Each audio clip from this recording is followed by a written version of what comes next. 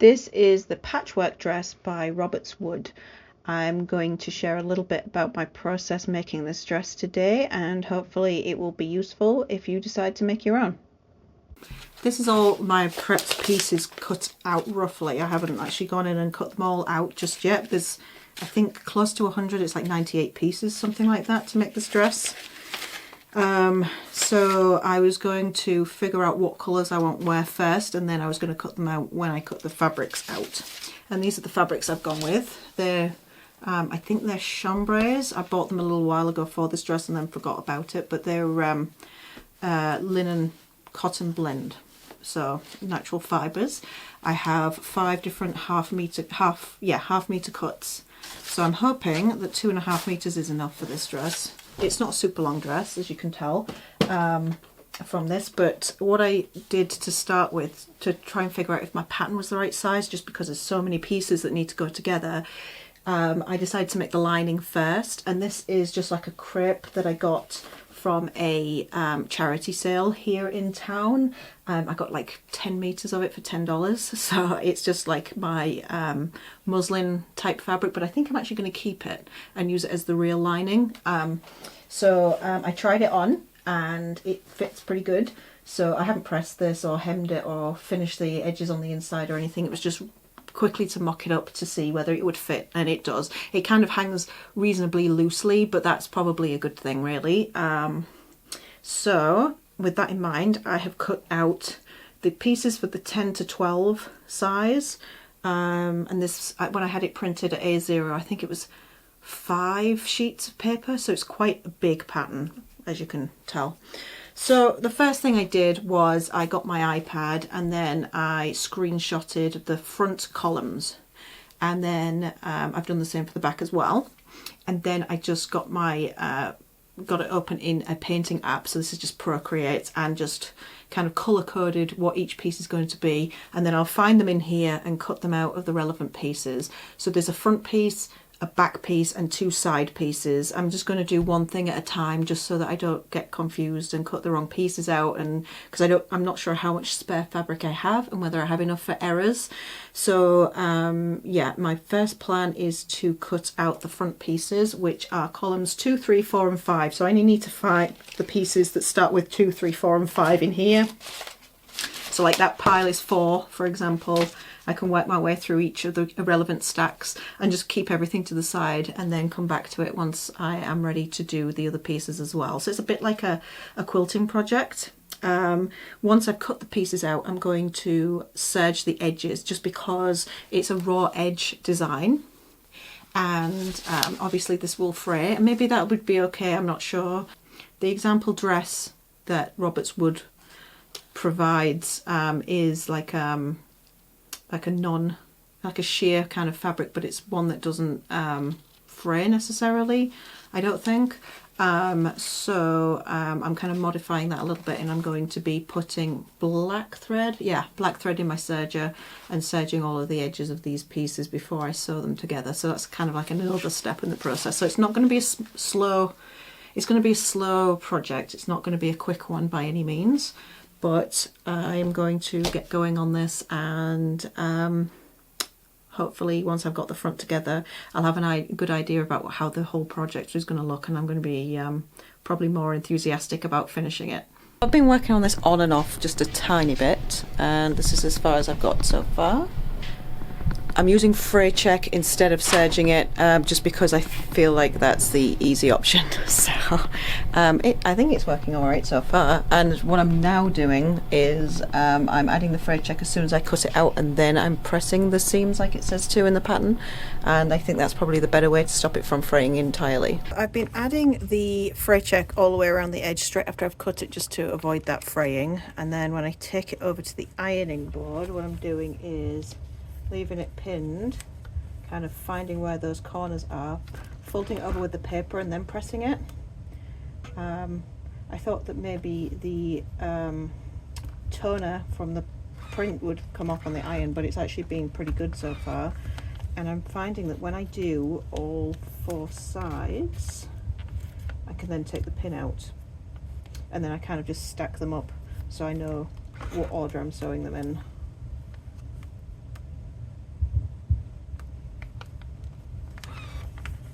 it's taken quite a while, but I've been kind of dipping into the project on and off.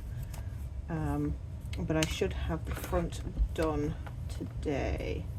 It's just all of the cutting out that just takes a while, and then adding the fray check also takes a while. And it does say on the fray check that you can dry clean or wash it, but I think I'll just dry clean this dress. So yeah, when I've finished pressing it, it looks like this. I can just take the pin out. It holds the paper in place. I just leave the paper in there when I get to the machine, just so that I can match those pieces up. So this is 6A.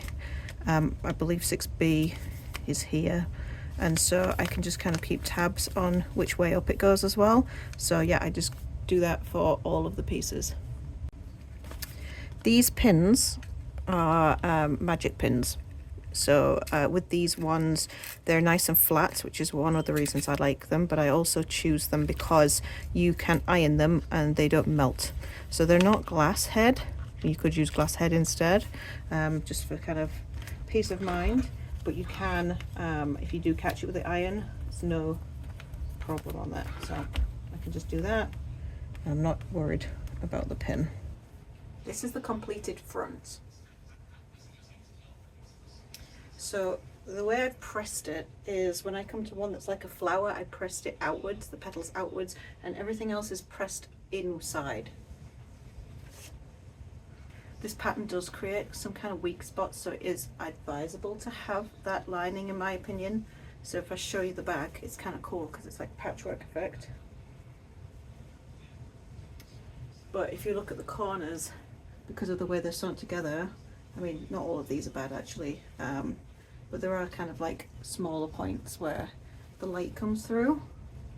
I don't know how well you can see that, but there's one down here as well. So because of that, it's probably, you probably don't want that against your skin necessarily. But yeah, this is what it's looking like right now. The next thing I'm going to sew is the back, and that's just because I'm not sure how much fabric I'm going to have left over, and then if I need to do something different, I can do it with the sides and it won't look that weird. Yeah, so I'm just going to carry on exactly the same as I did with these 49 pieces and make the back. So I'm cutting out the back of my dress right now, and I got kind of scared that I was running out of fabric, so I've been laying them out, and the green one I'm very close to finishing. Most of the other colours I had just enough. I didn't have enough for the sides, but I did find that I didn't have enough of this one, so I have had to reorder some more fabric. So I'm hoping to wear this dress in 2 weeks time to frock tails, and I'm really hoping I can get the fabric that I need in that time. But in terms of how I've actually planned the design of the back of the dress, so it's the opposite way. It's going to be kind of pointing upwards, and the idea for that was so I wasn't using so much of one fabric. I was trying to be using equal amounts of each one. So like on the front one, you can see how I have these big panels of green down here, and so on this one what I've done is it's going to be smaller pieces. So I thought that maybe I would have enough fabric if I did that. Maybe I could add just like a solid colour down the sides and use, you know, and just have the colours on the front and the back. But what actually happened is I ran out of fabric for one or two of the pieces. So since I'm reordering the fabric, I may as well carry on the design to the sides. Not quite sure how that's going to look yet. I have to kind of figure out what the placement's going to be like, but I think it'll work. I just need that fabric to arrive pretty soon. Frock Tails is on Saturday. Today's Sunday, so I have 6 days left. Tomorrow's a bank holiday. And the reason I mention this is because I'm still short of some fabric. So I did get 4 out of the 5 colours again through the mail. They arrived yesterday. No, day before yesterday, because it's Sunday. Keep thinking it's Saturday. And I've cut out all of these pieces. However, I still have 3 pieces to cut out of the black. I had just enough scraps to cut out just this one here. So I have 3 more pieces for the sides. So I'm just trying to get as far as I can without that fabric. And I guess it'll be Tuesday at the earliest, and I'll just kind of raid the mailbox when I get home from work and try and get as much done. But I can show you what the front and back looks like now. So my front is constructed and the back is constructed.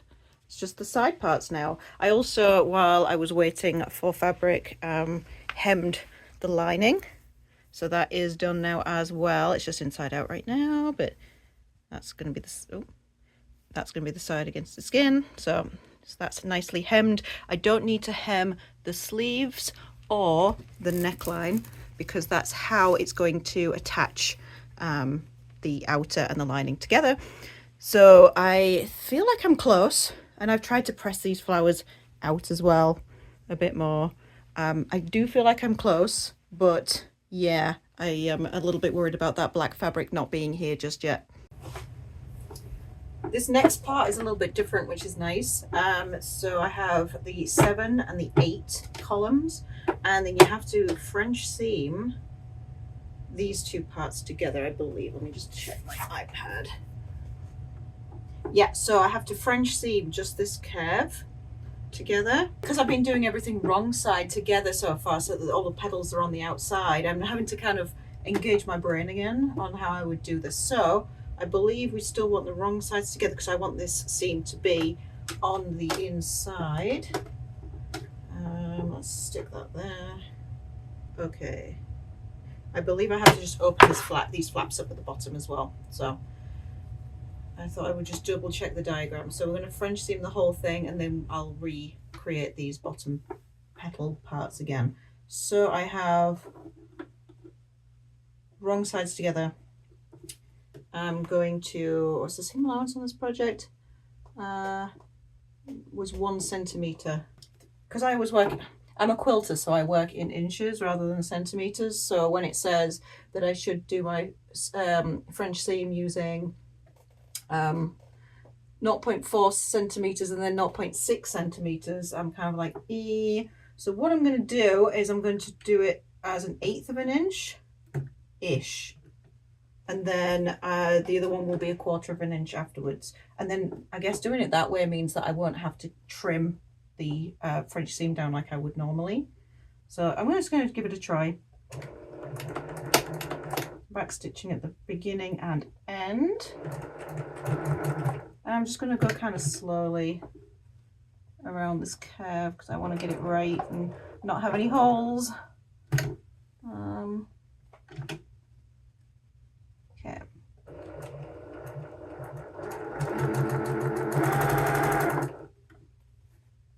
And then making sure my folds align at the bottom and the curves align.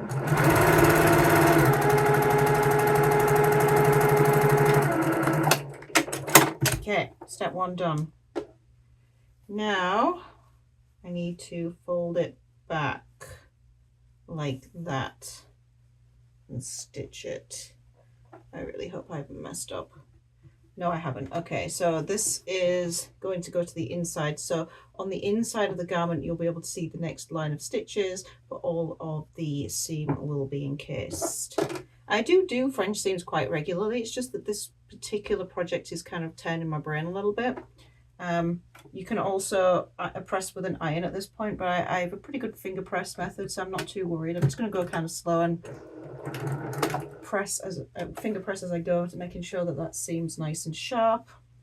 I'm going to adjust regularly as well to make sure I've got that 1/4 inch reasonably accurate.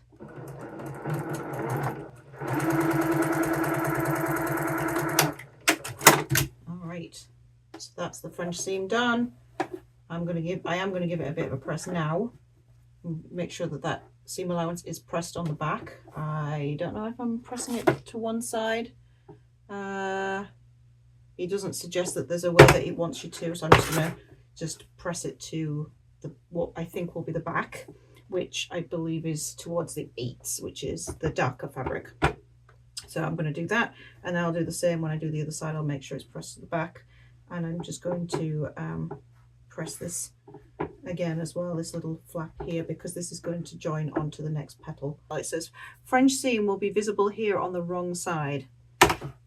So I guess that's, you know, we will see that when I join the petals together, but because it's underneath the arm, it's probably not that big a deal. I don't really know how else you do it, because you don't want the French seam to be visible on the front all this way, but if you're going to have these little sections, it's going to be visible somewhere. But yeah, I'm going to keep on going and then attach the rest of the side pieces to here, and yeah, we're getting there. It's now Friday, Frocktails is tomorrow, and I have finished finally putting the dress together. So once the fabric came, which was the day before yesterday, I think, I got the last piece. I finished the back and then I sewed the side pieces to the front and the back, and then joined the shoulder seams as well. So all that's left really is to finish the hem on the outer piece, because the hem's already done on my lining, and then attach the outer and lining together by the neckline and the sleeves. So to finish the hem, it's a bound hem. The instructions are for a double fold binding. I'm just going to do a single fold binding. This is about, I think, 70 inches long. I just cut 2 strips and then sewed them together at a 45-degree angle. This chambray is fraying really badly, so I'm going to snip some of this off because it's going to drive me crazy otherwise. And I cut my strips 2 inches wide because I wasn't quite sure how big I wanted it to be. It's just very frayy. Okay, I think I'm just going to have to try and make do with what I have, otherwise I could be doing this forever. Right, so I am going to put my folded once piece of binding on the top of my dress like this. I'm going to leave a tail of a few inches because I haven't actually measured how long the hem is and joined the edges together like it says to do in the pattern. I'm just going to join them after I've sewn most of the way around. I'm going to do this at a 3/8 of an inch seam allowance, which I think is the standard seam allowance on this pattern, which is actually in centimeters. And then that way I can make sure that I'm getting all of this and hopefully sewing right up to this fold here. I'm back stitching at the beginning, and I'll back stitch when I stop as well. So yeah, I'm leaving a bit of a tail. I should probably have left a bit more than that, but we'll work with it.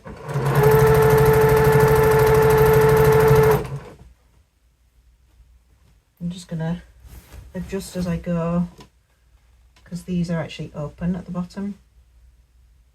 So I want to make sure that I'm catching all of that. And if I go back and check, I can have a look at where that matches, and I'm happy with that. If I wasn't, I could just kind of sew over that last little bit and make that seam allowance a little bit bigger, but this seems to be working all right. I also want to be making sure that these petal pieces are all outwards, so we've already done the pressing stage before now, so that anything flowery is open and all of the sort of semi-circular type ones are folded inwards. I'm just making sure I don't catch the petals as well, because that's been a bit of a problem that I've had all the time I've been sewing this, is having to stitch bits and then restitch things if I've caught pieces of fabric in the sewing. Just for a quick check. That looks okay.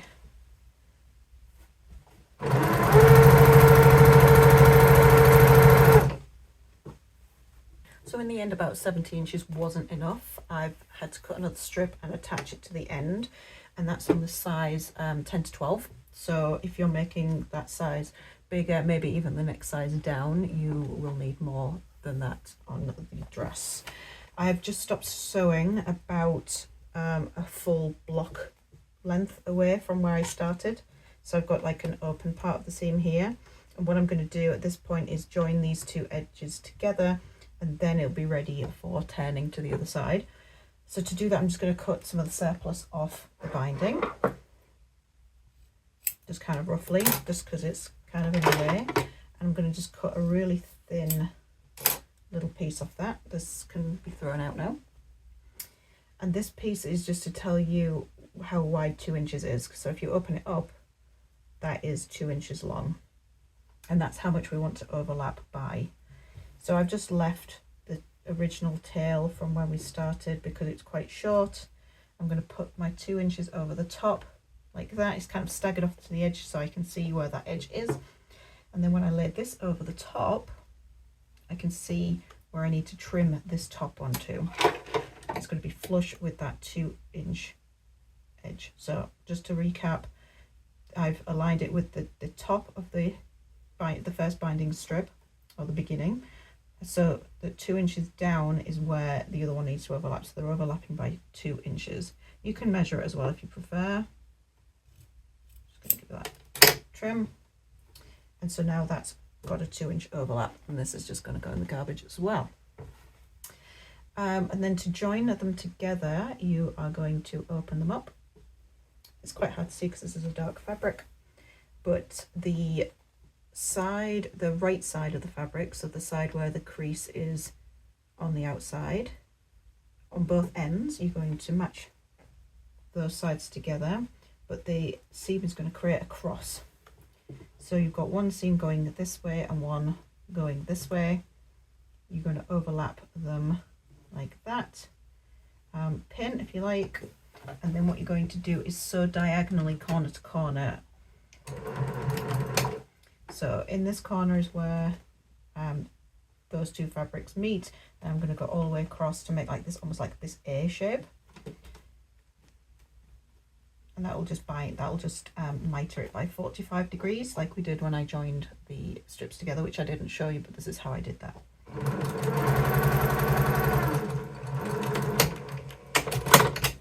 So when I cut the thread, I have a bit of surplus I'm just going to trim off here.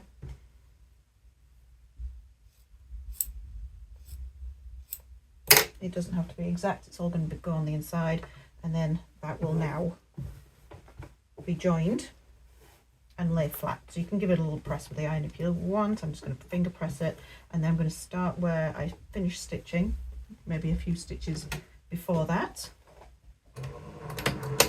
Back stitch. Then I'm just going to finish sewing the binding to the hem.